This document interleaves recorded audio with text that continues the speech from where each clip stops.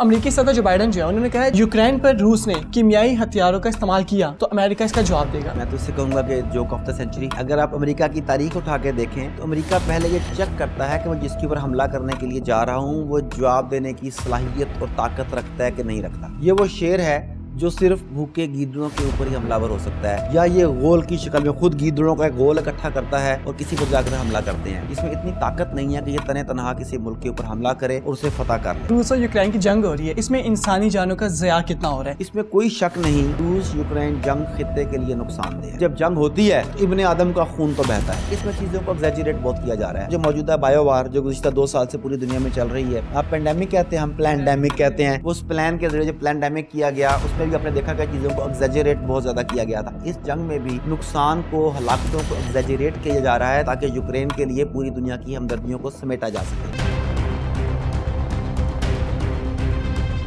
अस्सलाम वालेकुम नाज़रीन, मैं हूं डॉक्टर माजिद खान और आप देख रहे हैं प्रोग्राम डे टू टॉक। नाज़रीन, आज का हमारा मौजू है रूस यूक्रेन जंग और दुनिया।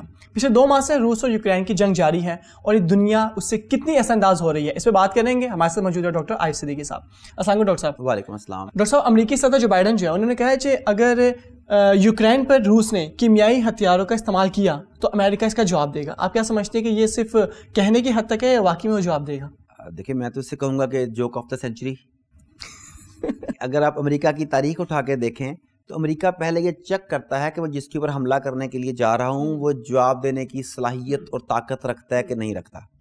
ये वो शेर है जो सिर्फ भूखे गीदड़ों के ऊपर ही हमलावर हो सकता है, या ये गोल की शक्ल में खुद गीदड़ों का एक गोल इकट्ठा करता है और किसी पर जाकर हमला करते हैं। इसमें इतनी ताकत नहीं है कि ये तने तनहा किसी मुल्क के ऊपर हमला करे और उसे फतह कर ले। आप देख लें कि इराक का मामला ले लें, शाम का मामला ले लें, लीबिया का मामला ले लें, अफगानिस्तान का मामला ले लें, हर जगह पर पहले इसने इस बात को इंश्योर किया कि जिस जगह पर हमला करने जा रहा है उसके पास कोई असलहा तो नहीं है। जब ये इंश्योर हो गया फिर उसने अगला इंश्योर ये किया कि इनके हाथ पांव बांध दिए जाएं, यानी इन्हें तनहा कर दिया जाए। फिर भी इस पर इतनी हिम्मत नहीं होती कि जाके उन पर हमलावर करे। फिर ये अपने साथ बेशुमार दर्जनों बीसियों ममालिक को साथ मिलाता है कि आओ मिल के हमला करें। फिर उन्हें साथ मिलाने के बाद जब ये हमला करने के लिए वहाँ पहुँचता है तो खुद फ्रंट लाइन पर कभी भी नहीं खड़ा होता, खुद बैकफुट पर आ जाता है और वहाँ के दूसरे ममालिक को आगे करता है कि तुम जाके लड़ो। हाँ, अगर फतह हुई तो वो आखिरी झंडा गाड़ने के लिए, अमरीकी तराना बजाने के लिए मैं आ जाऊँगा, अक़वाम मुत्तहिदा में बयान मैं दे दूंगा, लेकिन लड़ने वाला काम तुमने करना है। अफगानिस्तान में जो कुछ हुआ तो मेरे कुछ ऐसे मुजाहिदीन से मुलाकात हुई जिन्होंने रूस के खिलाफ भी लड़े थे और जो अमेरिका के खिलाफ भी लड़े। तो मैंने कहा कि दोनों में कंपैरिजन क्या है। उन्होंने बरमला कहा कि रूसी फौजी दलेर थे, वो मैदान में उतर कर लड़ने को तैयार होते थे, जबकि अमेरिकी फौजी ऐसा बुज़दिल हमने कोई नहीं देखा। ये अपने आप को टैंक में, आर्मर्ड ड्रेस में, पता नहीं किन किन चीज़ों में मलबूस और महफूज करके निकलते हैं, मगर फिर भी इनकी टांगें कांप रही होती हैं। इनकी कोशिश होती है कि हमारा आमना सामना इनके साथ ना हो। तो अगर अमेरिकी सदर के इस बयान को देखें जो बाइडन के कि अगर यूक्रेन के ऊपर कीमियाई हथियारों से हमला किया गया तो हम इसका जवाब देंगे, तो अमेरिका की पूरी हिस्ट्री देख लें कि वो ऐसी गीदड़ भपकियों से भरी हुई है। क्योंकि एक तरफ तो ये कह रहा है कि हम जो अभी हमला करेंगे, और ये भी वाज़े तौर पर खुद ही कह चुका है कि हम यूक्रेन में अपनी फौज किसी भी सूरत नहीं भेजेंगे। तो फिर ये जवाबी हमला कैसे करेंगे? वंस अगेन किसी को, अलाइंस को, किसी चीज़ों को साथ लेके आएंगे, अलाइंस बनाएंगे, उन लोगों को आगे करेंगे, पीछे से उन्हें पैसे देंगे, पीछे से असला देंगे, लड़ाएंगे, खुद तो इस काबिल फिर भी नहीं रहेंगे। अगर आप मुझसे पूछें कि अमेरिका क्या कर सकता है तो वो ज़्यादा से ज़्यादा पाबंदी खेल सकता है, और पाबंदी खेलने का ज़माना भी गुजर गया। यूरोप के कई ममालिक ने साफ साफ जवाब दे दिया कि हम रूस के ऊपर वो तमाम पाबंदियां जो तुम डिमांड कर रहे हो वो नहीं लगा सकते, क्योंकि रूस के रास्ते में गैस मिलती है और कई मामलात है कि रूस के साथ हमारे चल रहे होते हैं। अगर हमने उन्हें रोक दिया तो वो हमारे मामलात को रोक देगा, हमारी भी डाउन हो जाएगी। तुम यहाँ से समुद्रों पार बैठे हुए, तुम्हारे ऊपर क्या जाएगा? तो अमेरिका के अपने इत्तेहादी अब उसे जवाब देने लग गए हैं।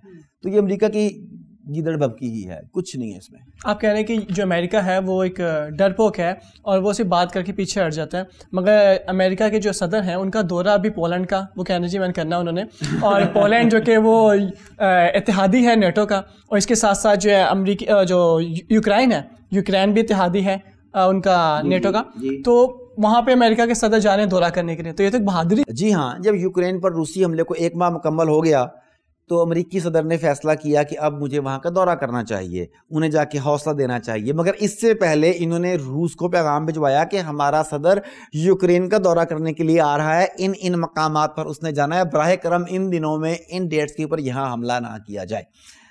اچھا اب پہلے وہ سارا کچھ انشور کیا گیا, اسے بتایا گیا کہ بھئی یہ تقاضے ہیں, انہیں ملوز خاطر رکھنا, سیکیورٹی کے معاملات ہیں, روس کو علیحدہ سے پیغام بھجوایا گیا, یوکرین کو علیحدہ پیغام بھجوایا گیا, اپنے صدر کو بتایا گیا کہ یہ وار زون ہے, یہاں تم نے نہیں جانا, یہاں پہ تم جا سکتے ہو.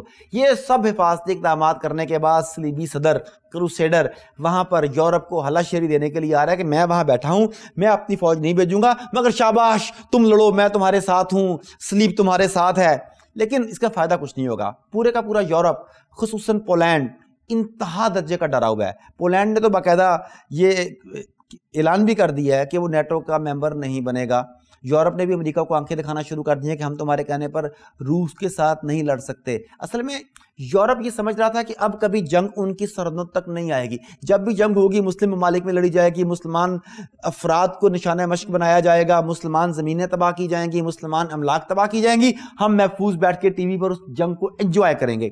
مگر اب جنگ ان کی سرحدوں پر آ پہنچی تو ان کی سٹی ہو گئی گم, اب وہ بات کرنے کے بھی قابل نہیں رہے. پولینڈ کا وزیر خارجہ جس نے یہ بیان دیا کہ ہم نیٹو میں شمولیت اختیار نہیں کریں گے, اسے اس بات کا کلیئر کٹ پتہ ہے کہ امریکہ صرف زبانی مدد کرے گا. پاکستان میں جو 7واں بحری بیڑا آنا تھا تو آج تک نہیں آیا. یوکرین کو امریکہ نے جھنڈی دکھا دی ہے, پولینڈ کے ساتھ بھی یہی معاملہ ہوگا. تو انہیں اس بات کا پتہ ہے کہ امریکہ کی دوستی زیادہ خطرناک ہے دشمنی کی نسبت. تو روس چڑھا بیٹھا ہے, تو بہتر ہے کہ روس کو خوش کیا جائے نہ کہ امریکہ کو خوش کیا جائے. پھر امریکہ یہ بھی چاہتا ہے کہ جنگ چلے. دیکھیں امریکہ وہاں پر آ کر یورپ کو ہلاشیری کیوں دے گا؟ کیونکہ امریکہ چاہتا ہے کہ جنگ ہو, کیونکہ جنگ ہوگی تو اسلحہ ساز فیکٹریاں چلیں گی, اسلحہ ساز فیکٹریاں چلیں گی, سیلز ہوگی, ڈالرز آئیں گے, دنیا کی اکانومی پر امریکہ کی گرفت زیادہ مضبوط ہوتی چلی جائے گی. تو جنگ کو جاری رکھنا امریکی اکانومی کی بقا کے لیے ضروری ہے. دراصل امریکی صدر یورپ کو یہ ہلا شیری دے رہا ہے کہ تم لڑو, شاباش, بس یہ کرنے آ رہا ہے. ڈاکٹر صاحب جیسے آپ نے کہا کہ انہوں نے آلریڈی بتا دیا کہ اس مقام پہ صدر نے آنا ہے تو حملہ نہ کرنا, اور ان کیس اگر رشیا نے وہاں پہ حملہ کر کے کہہ دیا آئی ایم سوری.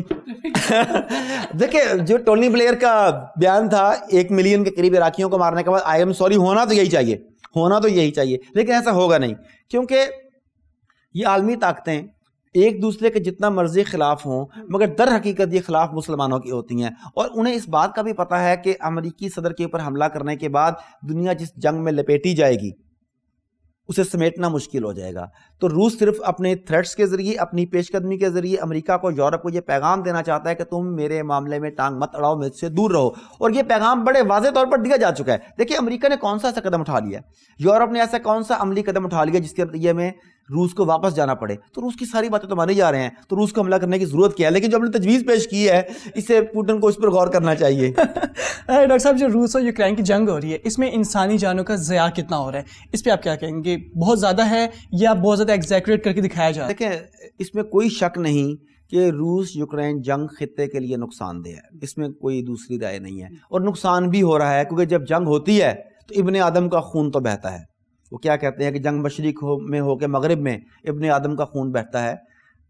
بم گھروں پر گرے کہ کھیتوں پر, کچھ اس طرح کا ہے, مجھے ذہن میں نہیں آ رہا. لیکن ایک بات سمجھنے کی ہے کہ اس میں چیزوں کو ایگزیجریٹ بہت کیا جا رہا ہے. آپ کو جو موجودہ بایو وار جو گزشتہ 2 سال سے پوری دنیا میں چل رہی ہے, جسے آپ پلینڈیمک, آپ پینڈیمک کہتے ہیں, ہم پلینڈیمک کہتے ہیں, وہ اس پلان کے ذریعے جو پلینڈیمک کیا گیا اس میں بھی آپ نے دیکھا کہ چیزوں کو ایگزیجریٹ بہت زیادہ کیا گیا تھا. اس جنگ میں بھی نقصان کو, ہلاکتوں کو ایگزیجریٹ کیا جا رہا ہے تاکہ یوکرین کے لیے پوری دنیا کی ہمدردیوں کو سمیٹا جا سکے. اگر مرنے والے چند درجن ہوتے ہیں تو وہ چند ہزار بتائے جاتے ہیں, چند 100 ہوں تو انہیں لاکھوں میں بتا دیا جاتا ہے. ایسی جعلی خبریں جاری کی جا رہی ہیں کہ اسکولوں کے اوپر حملہ کر دیا گیا, ہاسپٹلس کے اوپر حملہ کر دیا گیا, تھیٹر میں جناب ایک پناہ گاہ تھی وہاں پہ حملہ ہوا, سینکڑوں لوگ مارے گئے. یہاں تک کہا گیا کہ 1 کروڑ لوگ, مور دین 10 ملین گھروں سے نکلنے پر مجبور ہو گئے, وہ پناہ گزین ہو گئے. یہ سب کے سب یورپ دنیا کی ہمدردیاں حاصل کرنے کے لیے کر رہا ہے. نو ڈاؤٹ کہ نقصان ہو رہا ہے, نو ڈاؤٹ کہ وہاں پہ ہلاکتیں بھی ہوئی ہیں, نو ڈاؤٹ وہاں پہ خون بھی بہایا گیا ہے, نو ڈاؤٹ سیولینز بھی مرے ہو گئے, مگر ایگزیجریشن بہت زیادہ ہے. یہاں میں آپ کو ایک اور بات بتاتا چلوں کہ یہ صلیبیوں کی آپس میں جنگ ہے. آرتھوڈاکس, پروٹیسٹنٹ, کیتھولک, یہ ان کی آپس میں جنگ ہے. اور صلیبیوں کی آپسی جنگ جو کہ پہلی مرتبہ نہیں ہو رہی, اب تک یہ جنگیں کئی مرتبہ ہو چکی ہیں. ہمارے اوپر جو نعرہ لگاتے ہیں, الزام لگاتے ہیں کہ اسلام شمشیر کے زور پر پھیلا, تلوار کے زور پر پھیلایا گیا وغیرہ وغیرہ, اگر آپ دیکھیں تو صلیبیوں کے صرف ابھی جو حملہ ہوا ہے, یہ جو یوکرین پہ جو ہوا ہے, صرف اس ایک حملے میں ہونے والے نقصان کو دیکھ لیں. دوسری طرف سیدنا محمد کریم صلی اللہ علیہ وسلم کی پوری زندگی میں جتنے بھی غزوات لڑے گئے, اگر آپ اس میں صحابہ کی اور دشمنوں کی تمام ہلاکتوں کو یا شہادتوں کو اکٹھا کریں تو وہ 1500 سے زیادہ نہیں بنتی. یہ بڑا زبردست بات ہے کہ مسلمان اور غیر مسلم ٹوٹل جو جان سے ہاتھ دھو بیٹھے رسول پاک کی مکمل زندگی میں تمام غزوات میں, ان کی تعداد 1500 سے زیادہ نہیں ہے. اور یہ ان کی ایک آپسی جنگ میں, ایک صلیبی جنگ میں جتنے صلیبی مارے گئے وہ لاکھوں میں ہیں. تو ابھی بھی یہ کہتے ہیں کہ اسلام شدت پسند درس ہے. بھائی صلیب کو تو پہلے سنبھال لو. اور صلیبی آپس میں دہشت گردی, آپس میں قتل و غارت کری کے پہلے بھی کئی ریکارڈ قائم کر چکے ہیں. اور اب موجودہ یوکرین روس جنگ بھی انہی صلیبی جنگوں کا تسلسل ہے جو یہ آپس میں لڑتے ہیں. ہمیں اسے باہر بیٹھ کر انجوائے کرنا چاہیے. ڈاکٹر صاحب, یہ جو یوکرین میں جو جانوں کا ضیاع ہو رہا ہے اور وہ جو ہمدردیاں سمیٹ رہے ہیں, کیا یہ ہمدردیاں ویسی ہیں جیسی ہولوکاسٹ کے نام پہ جیوش سمیٹتے ہیں؟ جی بالکل.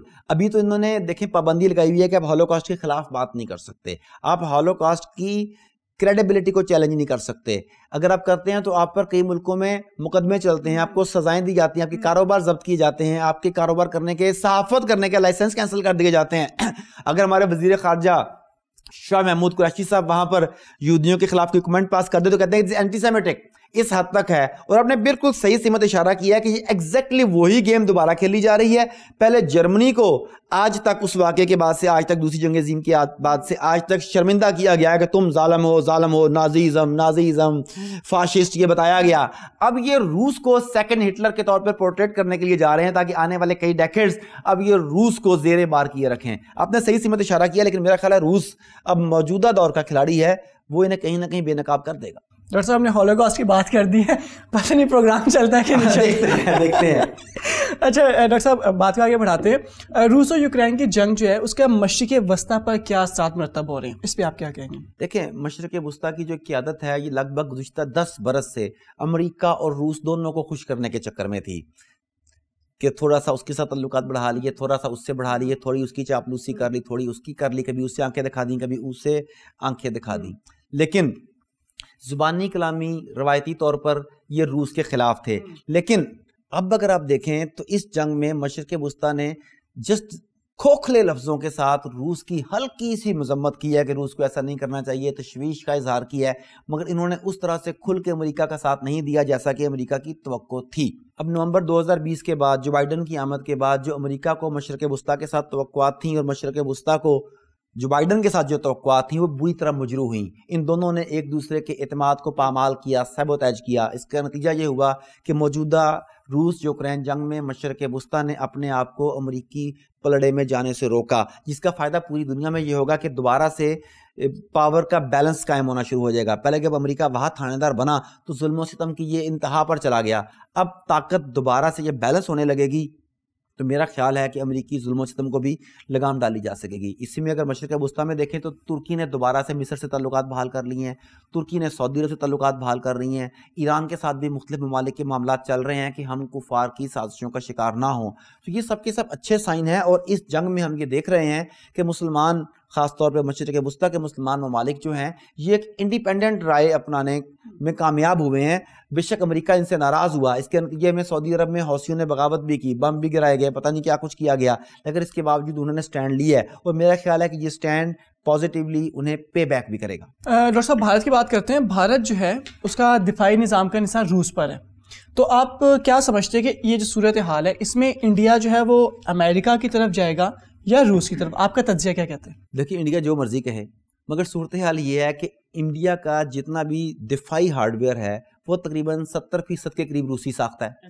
اب اس کے لیے انہیں ان کی ریپیئرنگ, ان کے اسپیئر پارٹس وہ سب کے سب بھی روس سے لینے پڑتے ہیں. اگر وہ نہیں لیتے تو تقریباً 70% ان کا اسلحہ ضائع ہو جاتا ہے. یہی وجہ ہے کہ انڈیا نے بظاہر تو اپنی نرمی امریکہ کو دکھائی, مگر روس کے ساتھ وہ کسی بھی قسم کی سخت آمیز رویہ اپنانے سے قاصر رہا. اب یہ بھی مغرب کو اس کا ڈبل چہرہ دکھا رہا ہے. بنیا منافق ہوتا ہے نا, وہ دکھا رہا ہے کہ مغرب کے ساتھ بڑے چاپلوسی سے ملتا ہے, امریکہ کے ساتھ چاپلوسی سے ملتا ہے. اب جہاں پر ڈویژن کا وقت آیا کہ یا تم اس طرف یا تم اس طرف, تو اب وہ پریشان ہے, نہ وہ امریکہ کو چھوڑ رہا ہے نہ وہ روس کو چھوڑ رہا ہے. تو میرا یہ خیال ہے کہ زبانی کلامی تو انڈیا امریکہ کا ساتھ دے گا, لیکن عملاً وہ روس کے خلاف بالکل بھی نہیں جائے گا. یہ 2 کشتیوں میں پیر رکھے گا, اور 2 کشتیوں میں پیر رکھنے والا یقیناً ڈوبتا ہے. تو میرا یہ خیال ہے کہ اس کے نتیجے میں یہ روسی اعتماد بھی کھو دے گا, اور امریکی اعتماد تو یہ پہلے ہی کھو چکا ہے. اب دیکھیں اس وقت ساری دنیا روس کے اوپر پابندیاں لگا رہی ہے, مگر انڈیا روس سے تیل خرید رہا ہے. اس کا مطلب ہے کہ اس نے کہا کہ میں ان پابندیوں کو فی الحال افورڈ نہیں کر سکتا. اور دنیا کی بھی منافقت کہ اگر یہ عمل پاکستان نے کیا ہوتا تو وہ پاکستان پہ سارے کے سارے مل کے پابندیاں لگا دیتے, مگر روس اگر تیل لے رہا ہے تو پوری دنیا نے اسے صرف نظر کیا ہوا ہے, آنکھیں بند کی ہوئی ہیں کہ کوئی بات نہیں. انڈیا میں کتنا دام ہے, آپ کوارڈ کے معاملے کو دیکھ لیں. کوارڈ تنظیم جو بنائی ہی چائنا کے خلاف استعمال کرنے کے لیے ایک تنظیم بنی تھی, جس میں آسٹریلیا تھا, انڈیا تھا, یہ لوگ تھے.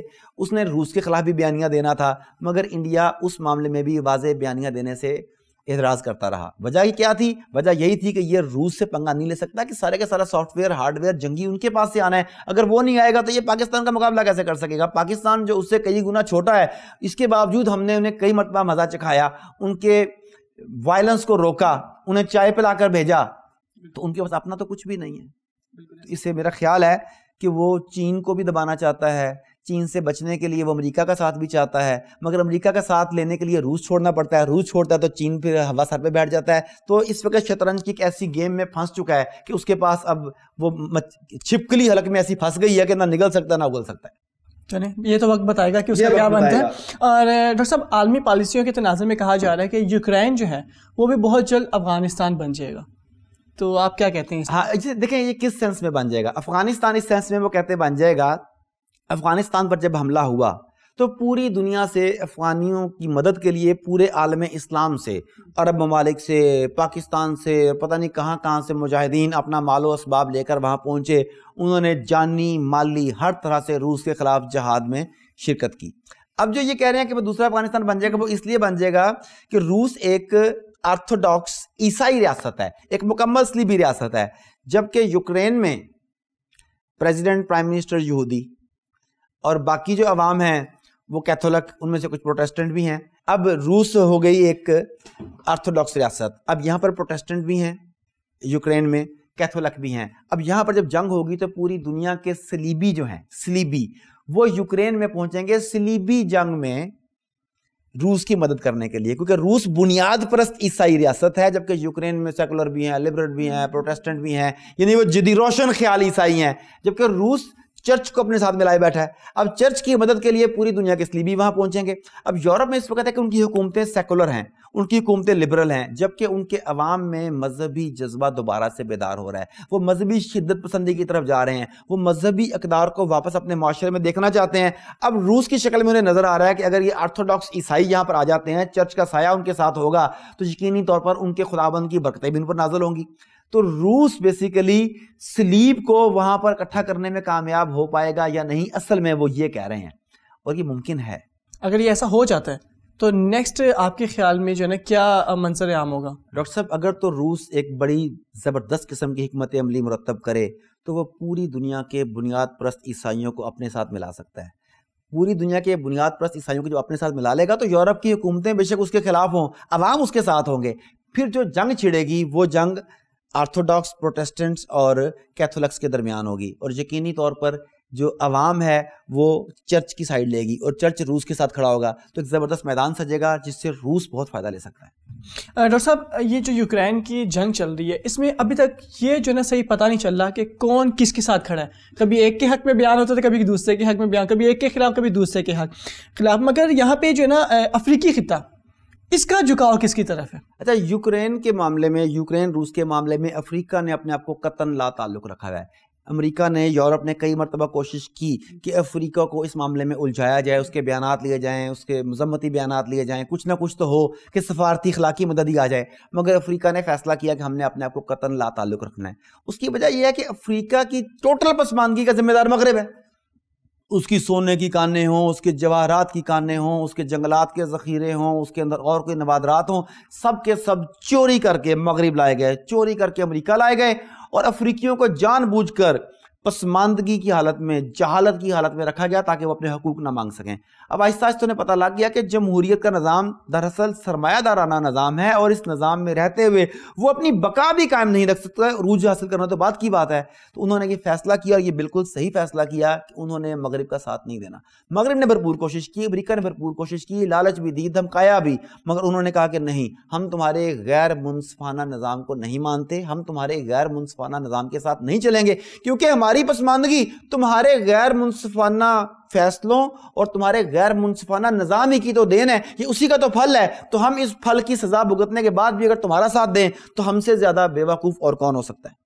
تو افریقہ کو عالمی سیاست نے تو بہت عرصے سے ایک عضو معطل بنا رکھا تھا۔ افریقہ کا عالمی سیاست میں کہیں نام تک نہیں آتا تھا۔ افریقہ سے غلام لائے جاتے تھے، افریقہ سے لوٹ کا مال لایا جاتا تھا، لوٹ کا سونا لایا جاتا تھا، لوٹ کے جوہرات لائے جاتے تھے، لیکن انہیں کسی قسم کی آسائشات یا بنیادی ضروریات بھی نہیں دی جاتی تھیں۔ تو جب یہ کچھ کریں گے تو پھر افریقہ بھی دنیاوی معاملات سے اپنے آپ کو لا تعلق ہی رکھے گا، اور میرا خیال ہے کہ افریقہ کا درست فیصلہ ہے۔ ڈاکٹر صاحب، ہمارے اس پروگرام کا آخری سوال آپ سے کروں گا، وہ یہ کہ یوکرین کی جنگ میں جو اسلحہ بیچنے والے ممالک ہیں ان کے بارے میں، جیسے آپ نے پہلے بھی ذکر کیا کہ امریکہ اپنا اسلحہ بہت زیادہ بیچ رہا ہے، تو میں یہ جاننا چاہتا ہوں کیا صرف امریکہ ہی ہے جو اپنا اسلحہ بیچ رہا ہے، یا اور بھی ممالک ہیں جو اس جنگ سے فائدہ اٹھا کے اپنے جو اسلحہ تو جو اسلحہ بنا رہا ہے وہ خوش ہے کہ اسلحہ بکے گا۔ میں نے بتایا کہ میں ترکی کے حق میں کئی پروگرام کر چکا ہوں، میں ترکی کی کئی پالیسیز کو پسند کرتا ہوں، اور میں کئی پالیسیز کا نقاد بھی ہوں، کیونکہ ہم بت پرست نہیں ہیں، ہم صحیح کو صحیح، غلط کو غلط کہتے ہیں۔ تو میں نے بتایا کہ ترکی نے بھی اپنے ڈرونز بیچے ہیں، حتیٰ کہ ترکی نے اپنے ڈرونز کا معاہدہ انڈیا کے ساتھ بھی کیا ہے۔ میں اسے کنڈیم کرتا ہوں۔ وہ سمجھتے ہیں یہ کاروباری ڈیل ہے، لیکن بہرحال مسلمانوں کے خلاف وہ استعمال ہوگا، تو کاروبار کرتے ہوئے بھی دیکھنا چاہیے کہ میں کوئی تلوار بیچ رہا ہوں، اس سے گردن کس کی کٹے گی۔